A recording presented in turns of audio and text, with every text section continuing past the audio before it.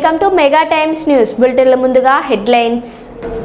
యోగాంధ్ర మాసోత్సవాల్లో భాగంగా జిల్లా పర్యాటక శాఖ ఆధ్వర్యంలో ఓర్వకల్ రాక్ గార్డెన్ వద్ద నిర్వహిస్తున్న యోగా కార్యక్రమాలు.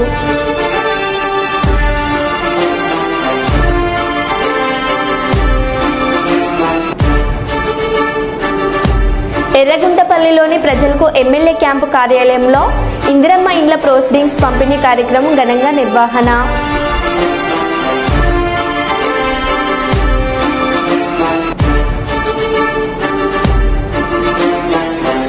ఇందిరమ్మ ఇండ్ల పంపిణీ కార్యక్రమంలో కాంగ్రెస్ ఎమ్మెల్యే కడియం శ్రీహరికి నిరసన సేగ.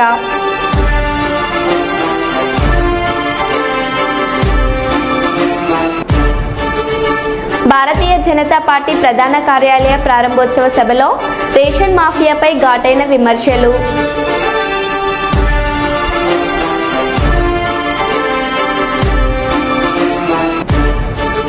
విజిబుల్ పోలీసింగ్లో భాగంగా వాహనాలు తనిఖీ చేసిన ట్రాఫిక్ సిఐ.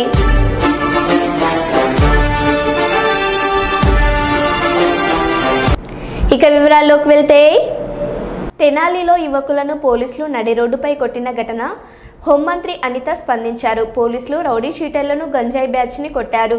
అలాంటి వాళ్లను న్యాయస్థానాల కంటే ముందే పోలీసులు శిక్ష వేశారు. పోలీసులు యాక్షన్ తీసుకోలేదని అంటారు, తీసుకుంటే విమర్శిస్తారు. దీనికి కులాన్ని మతాన్ని అంటగట్టడం సరికాదు. డాక్టర్ సుధాకర్ను రోడ్డుపై అడ్డుకున్నప్పుడు జగన్ ఎందుకు స్పందించలేదని హోంమంత్రి అనిత అన్నారు.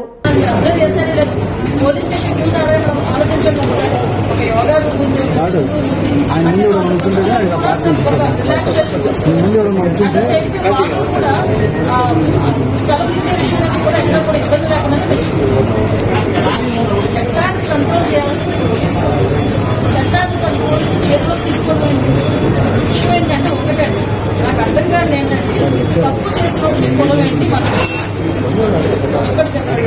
మాకు క్యారెన్స్ కూడా చేశారు. అసలు వాళ్ళ మీద ఎన్ని రౌడీ షీట్స్ అసలు తెలంగాణలోని సోషల్ రెస్పాన్సిబిలిటీ కూడా ఒకసారి తెనాల్లో వాళ్ళ తాలూకా నేచర్ ఏంటి, వాళ్ళ తాలూకా బ్యాక్గ్రౌండ్ ఏంటి అనేది ఒకసారి చెక్ చేయండి. యాక్చువల్గా ఒక గంజా బ్యాచ్ పోలీస్ డిపార్ట్మెంట్ మీద చెక్ చేస్తున్నారు అంటే చెప్పగలిగే ఒకసారి దానికి కూడా వీళ్ళు రాజకీయాలను పూలు వేసి దానికి కులాన్ని అంతగట్టి మతాన్ని అంతగడతా ఉంటే పోలీస్ డిపార్ట్మెంట్ ఎలా వర్క్ చేసుకోవాలి ఒకసారి ఆలోచించాలి. పోలీస్ యాక్షన్ తీసుకోలేదు, ఏదైనా ఒక స్టెప్ ఫార్వర్డ్ వేస్తే ఈ రకంగా మాట్లాడారు. అంటే నేనేమంటానంటే కొంతమంది మన డిపార్ట్మెంట్ చేసుకునేవాళ్ళు అలాగే ఇప్పుడు అమాయకులు అవన్నీ కూడా మీకు పెడతాను. నేను ఒకటే మాట్లాడతానంటే ఎక్సెస్లో ఈయన జగన్మోహన్ రెడ్డి ఏదైనా మాట్లాడతారు, మీకు కూడా ఏదో పెడుతున్నారు, రేపు కూడా వస్తారు అంటారు. నేను డైరెక్ట్ క్వశ్చన్ అండి, డాక్టర్ సుధాకర్ అనే వ్యక్తి మాస్క్ అడిగిన పాపానికి నడి రోడ్డు మీద రెక్కలు నుంచి చుట్టా ఇంటికి కొట్టిన సందర్భం మర్చిపోయారు. మరి ఆ రోజు ఎందుకు మాట్లాడలేదు జగన్మోహన్ రెడ్డి? ఆ రోజు అయితే కావాల్సి తెచ్చారు అక్కడ. ఆ రోజు అయితే అదే చంద్రబాబు నాయుడు గారు అమరావతి చూడడానికి ఎంతో బస్సు మీద రాళ్ళు ఇస్తుంటా ఉంటే ఆ రోజు ఎందుకు రాళ్ళు ఇస్తారంటే కావాల్సి తెచ్చారు అక్కడ అని పోలీస్ డీసీపీ ఆఫీస్ కి పక్కనే ఉన్న సెంట్రల్ ఆఫీస్ మీద దాడి చేస్తే మా కార్యకర్తలకి బీపీ వచ్చింది అన్నారు. ఇవన్నీ ఎక్సెసివ్ మాట్లాడడం ఈరోజు అదే వరప్రసాద్ అని మన రాజమండ్రిలో వరప్రసాద్ అని ఇసుక మాఫియా గురించి మాట్లాడితే పోలీస్ స్టేషన్ లో కూర్చొని శిరోమండనం చేస్తే మరి ఆ రోజు ఎందుకు మాట్లాడలేదు? దళిత నాయకులు ఆ రోజు దళితులు ఎందుకు శిరోమండనం చేశారు అని చెప్పి ఆ రోజు ఎందుకు మాట్లాడలేదు? ఆ రోజు ఎందుకు వరప్రసాద్ ఇంటికి వెళ్ళి పలకరించలేదు? ఆ రోజు ఎందుకు డాక్టర్ సుధాకర్ ఇంటికి వెళ్ళి పలకరించలేదు? ఆ రోజు ఎందుకు ప్రవీణ్ ఇంటికి వెళ్ళి పలకరించలేదు? అంటే పులివెందరు నాగంగారి అమ్మాయిని చాలా టోటల్గా హత్య చేస్తే మేము వెళ్తే మా మీద ఎట్లా కేసులు పెట్టారు? మరి పులివెందుల నియోజకవర్గంలో నాగం ఇంటికి ఎందుకు ఆ రోజు జగన్మోహన్ రెడ్డి? ఈ రోజు రాజకీయ లబ్ధి గురించి కులాలని మతాలని రెచ్చగొట్టడానికి మాత్రమే ఈరోజు తప్పు చేసిన వాళ్ళ ఇంటికి అదేవిధంగా గాంజాయి బ్యాచ్ వాళ్ళ ఇంటికి వెళ్తున్నాడంటే అతని బ్యాక్గ్రౌండ్ ఏంటో మనం కూడా ఆలోచించుకోవాలి. ప్రజలు కూడా ఎందుకంటే నేను మాట్లాడుతున్నాను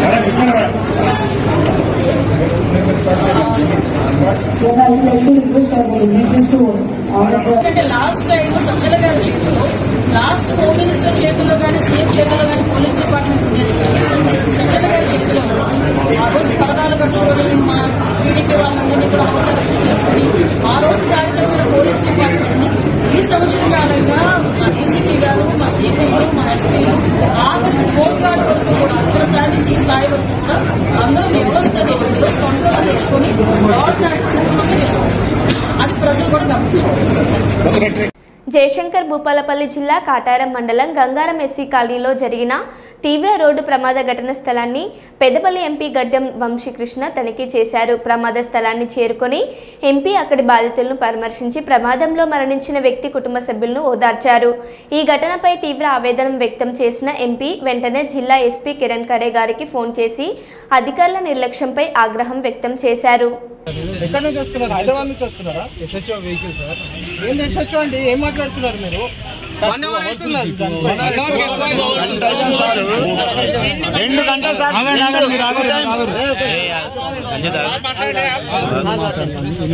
ఫస్ట్ అడ్రస్ తీసండి.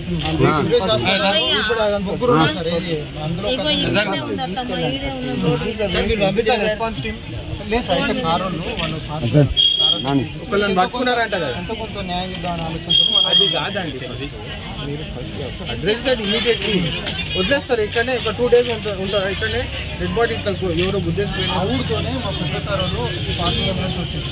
1 hour sir. మీరైతే రావాలి కదా. 1 hour దాటి 45 minutes కూడా పట్టదు. 10 నిమిషాలలో రావచ్చు. 5 నిమిషాలు రావచ్చు సార్. మళ్ళీ 6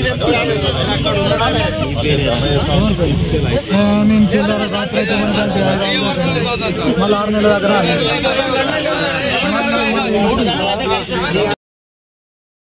టూరిజం శాఖ ఆధ్వర్యంలో ఓర్వకల్లోని రాక్ గార్డెన్స్ నందు 3వ తేదీన జరుగు యోగా దినోత్సవ వేడుకలకు పరిసరాలను క్లీనింగ్ చేసే కార్యక్రమాన్ని జిల్లా అధికారిని విజయ గారితో కలిసి పర్యవేక్షించడం జరిగింది.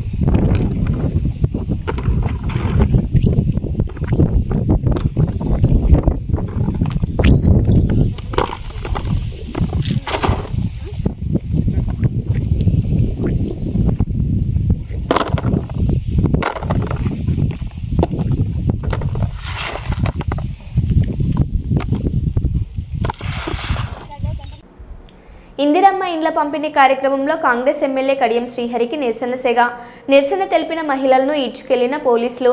జనగామ జిల్లా స్టేషన్ గన్పూర్ మండలం శివునిపల్లి గ్రామంలో ఇందిరమ్మ ఇండ్ల పంపిణీ కార్యక్రమంలో ఎమ్మెల్యే కడియం శ్రీహరికి నిరుపేదలైన తమకు కాకుండా లక్షలు ఆస్తులున్న వారికే ఇందిరమ్మ ఇండ్లు ఇస్తున్నారంటూ శివునిపల్లి గ్రామానికి చెందిన పుంజూరి రజిత నాగరాజ్ దంపతులు ఫ్లెక్సీలతో నిరసన తమకు ఇల్లు ఇవ్వాలని ఎమ్మెల్యేను దండం పెట్టి వేడుకున్న బాధితులు అడ్డుకొని ఫ్లెక్సీని లాగేసుకుని బాధితులను ఈడ్చుకెళ్లిన పోలీసులు.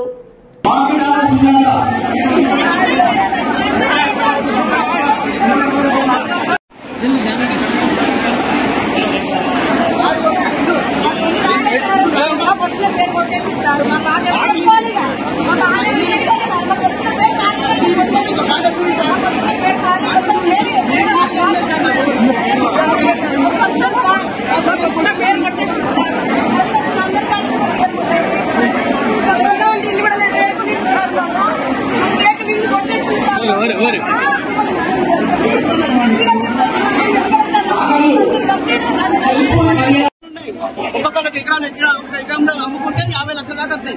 తెలుసా? వాళ్ళకి ఇచ్చిండు.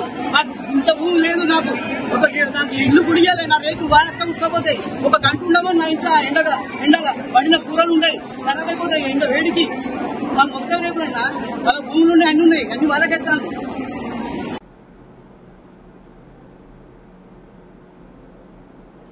కేంద్ర ప్రభుత్వం నూతనంగా తీసుకుని వచ్చిన వక్ఫ్ చట్ట సవరణ బిల్లును వ్యతిరేకిస్తూ కర్నూలులో ముస్లింలు, మహిళలు, ప్రజా సంఘాల నాయకులు నిరసన ర్యాలీ చేశారు. ఆల్ ఇండియా ముస్లిం పర్సనల్ లా బోర్డు మహిళా విభాగం ఆధ్వర్యంలో ఈ కార్యక్రమం నిర్వహించారు. నగరంలోని మెరిడియన్ ఫంక్షన్ హాల్లో వక్ఫ్ చట్ట సవరణ అవగాహనపై కల్పించారు. అనంతరం కలెక్టర్ కార్యాలయం వరకు మహిళలు ర్యాలీగా వచ్చారు. ఈ సందర్భంగా వారు కేంద్ర ప్రభుత్వానికి వ్యతిరేకంగా నినాదాలు చేశారు. వక్ఫ్ చట్టాన్ని సవరించడం చట్ట వ్యతిరేకమైన చర్యగా తెలిపారు. వక్ఫ్కు ఎన్నో సంవత్సరాల క్రితం ఆస్తులు ఇచ్చి ఉంటారని, వాటికి ఆధారాలు ఎక్కడి నుంచి తీసుకొని రావాలని వారు ప్రశ్నించారు. వక్ఫ్ బోర్డులో సభ్యులుగా ఇతర మతస్థులను ఎలా నియమిస్తారన్నారు.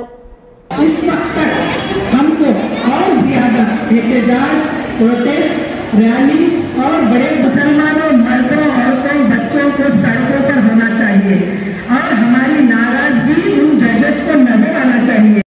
और तमाम वॉलंटियर्स का और तमाम बहनों से गुजारिश है कि आहिस्ता से पलट कर अपने अपने घरों की तरफ लौट जाएं, आहिस्ता से जाएं। यहाँ पर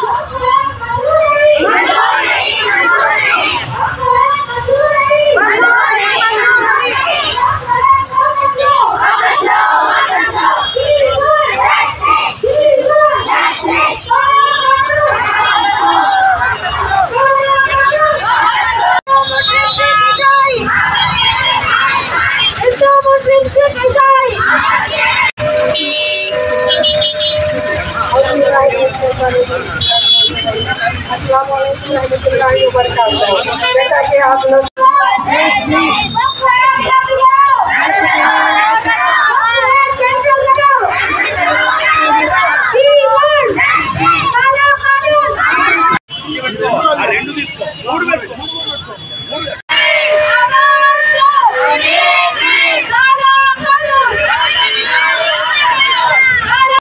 దాన్ని మార్చాలని చెప్పేసే పద్ధతిలో, నిర్వీర్యం చేయాలనే పద్ధతిలో ప్రయత్నాలు చేస్తుందో దానికి వ్యతిరేకంగా ఈరోజు మీటింగ్ ఏర్పాటు చేయడం జరిగింది. ముఖ్యంగా వక్ఫ్ చట్టం అనేది మామూలుగా ప్రైవేట్ ఆస్తులు ఎవరైతే ముస్లిమ్స్ ఉన్నారో వాళ్ళు దేవునికి అంకితం చేసే పద్ధతిలో మదరసాలు కానీ, ఆసుపత్రులు కానీ, అట్లాగే విద్యాసంస్థలకు ఆ రకంగా ఇచ్చే పరిస్థితి ఉంది. ఆ రకం అన్ని ప్రైవేట్ ఆస్తులు. అంతకుముందు గతంలో కూడా మనం చూస్తూ ఉన్నాము, రకరకాలుగా ఈరోజు దర్గాలు కానీ, మసీదులు కానీ అట్లాంటివన్నీ కూడా వక్ఫ్ ఆస్తులు అంటే ఇది ఆ రకంగా దాని మీద వక్ఫ్ బోర్డు అనేది చేస్తుంది. అంతేగాని ఈరోజు ఆ వక్ఫ్ బోర్డును దాన్ని సంబంధించి ప్రైవేట్ వాళ్ళు ఎవరైతే ఉన్నారో హిందువులను, ఏ చట్టం ఏదైనా ఏ బోర్డు అయినా కానీ ఈవెన్ హిందూ బోర్డు ఉంటుంది, హిందువులే ఉంటారు తప్ప ముస్లిమ్స్, క్రిస్టియన్స్ ఏమి ఉండరు. అట్లాగే ఇది మైనార్టీ వాళ్ళు ముస్లిమ్స్ బోర్డు అన్నప్పుడు ఒక బోర్డు, ఆ బోర్డులో హిందువులు ఎందుకు ఉండాలా అంటే కావాలని చెప్పేసి హిందువులను పెట్టి వాళ్ళ ఆస్తులన్నీ కాజేయాలని చెప్పేసి దుర్మార్గమైన ఆలోచన ఈరోజు బీజేపీ ప్రభుత్వం చేస్తుంది. అందుకని ఆ చట్టాన్ని చేసింది, దాన్ని మేము పూర్తిగా వ్యతిరేకిస్తున్నాము. వాటికి ఏమి నోటిఫికేషన్ ఉండాలా? నోటిఫికేషన్ ఉంటుంది, ప్రైవేట్ వాళ్ళు ఇచ్చిన వాటికి కొన్ని ఉన్నాయి, ఇప్పుడు పెద్ద పెద్ద ఉన్నాయి. అవన్నీ కూడా ఎవరు ఇచ్చారు? గతంలో ఆల్రెడీగా మసీదులుగా అట్లా చలామణి అవుతున్న పరిస్థితి ఉంది. ఈరోజు అవి ఎట్లా అవుతాయి? దానికి ఏముంది? అంతకుముందు ఏమున్నాయి? మనకు సంబంధించి రిజిస్ట్రేషన్ ఏమైనా ఉందా? రిజిస్ట్రేషన్లు ఏమి ఉండవు. ఎప్పుడైతే అవి భారతీయులు వాళ్ళ భారతదేశంలో ఉన్న వాళ్ళ భారత బిడ్డలు అట్లాంటి వాళ్ళకి సంబంధించి విభజించాలని చెప్పి దుర్మార్గం ఆలోచన బీజేపీ ప్రభుత్వం చేస్తుంది. ఇది కరెక్ట్ కాదు. దాన్ని మేము ఖండిస్తున్నాము, వ్యతిరేకిస్తున్నాము. ఇది రద్దయ్యేంత వరకు కూడా దీని విషయంలో మేము పోరాడతామని చెప్పేసి మనవి చేస్తున్నాను. మహిళలు ఆర్థికంగా అభివృద్ధి చెందాలనే ఉద్దేశంతో ఉచిత కుట్టు శిక్షణ కేంద్రం ఏర్పాటు చేసినట్లు రాణి రుద్రమాదేవి కుట్టు శిక్షణ కేంద్ర నిర్వాహకులు కటుకు ప్రవీణ్ తెలిపారు. రామగుండం స్థానిక 13వ డివిజన్లో రాణి రుద్రమాదేవి ఉచిత నైపుణ్య శిక్షణ కేంద్రంలో 45 రోజుల ఉచిత కుట్టు శిక్షణ శిబిరం ఏర్పాటు చేశారు. మంగళవారం ఉచిత కుట్టు శిక్షణ శిబిరం ముగింపు కార్యక్రమాన్ని కేంద్రంలో ఏర్పాటు చేశారు. ఈ సందర్భంగా ఆయన మాట్లాడారు. అన్న ఇటు చూడు, ఇగో నువ్వు ఇటు చూడు మేడం, మేడం ఇటు చూడండి, అందరు ఇటు చూడాలి.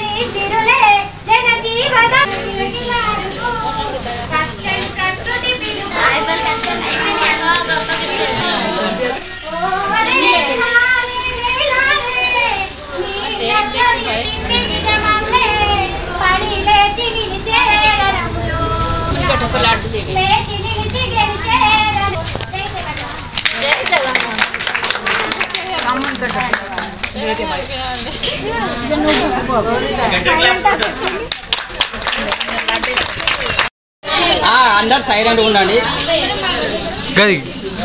ఇటు చూడండి, అందరు ఇటు చూడండి, అందరు సరిగా పట్టుకోండి. అందరు ఇటు చూడండి.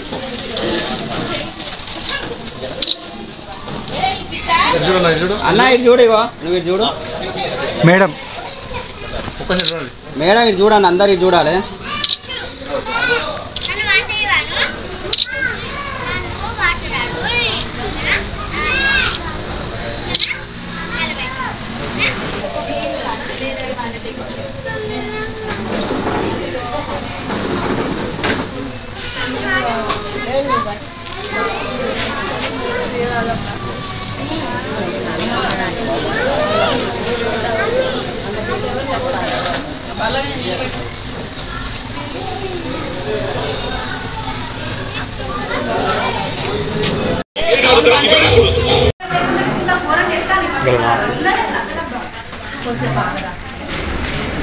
అందరికీ నమస్కారం.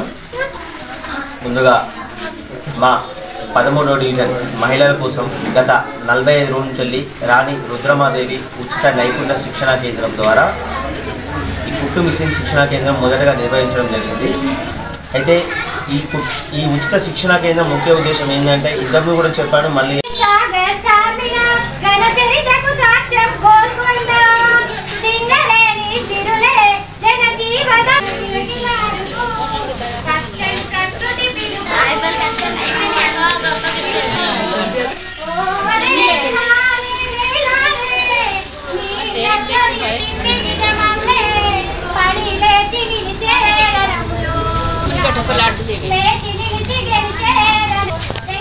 అందరికీ నమస్కారం. నా పేరు నసీమా.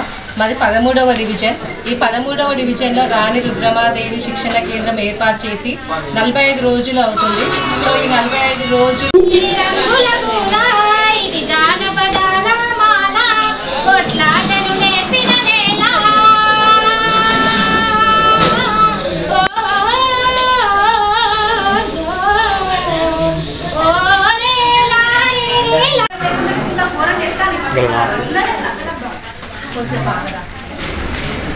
అందరికీ నమస్కారం. ముందుగా మా 13వ డివిజన్ మహిళల కోసం గత 45 రోజుల నుంచి రాణి రుద్రమాదేవి ఉచిత నైపుణ్య శిక్షణా కేంద్రం ద్వారా ఈ కుట్టు మిషన్ శిక్షణా కేంద్రం మొదటగా నిర్వహించడం జరిగింది. అయితే ఈ ఉచిత శిక్షణా అందరికీ నమస్కారం. నా పేరు నసీమా. మాది 13వ డివిజన్. ఈ 13వ డివిజన్లో రాణి రుద్రమాదేవి శిక్షణ కేంద్రం ఏర్పాటు చేసి 45 రోజులు అవుతుంది. సో ఈ 45 రోజులు పూర్తి చేసుకున్నందుకు గాను ఈరోజు ముందుగా ప్రవీణ్ గారికి మరియు శిక్షణ అందించిన రేష్మా మేడం గారికి విద్యార్థులందరికీ పేరు పేరు. అంబాజీపేట మండలంలోని వక్కలంక గ్రామదేవత ముత్యాలమ్మ తల్లి మరియు లంకలమ్మ అమ్మవారి పెద్ద జాతర సోమవారం రాత్రి అశేష భక్తజన సమూహం మధ్య అత్యంత వైభవపేతంగా నిర్వహించబడింది. అమ్మవారికి ప్రత్యేక పూజలతో జాతర ప్రారంభమై గ్రామస్తులు సహా పరిసర గ్రామాల భక్తులు ఉత్సాహంగా పాల్గొన్నారు. ఈ సందర్భంగా గ్రామమంతా భక్తి శ్రద్ధలతో నిండిపోయింది.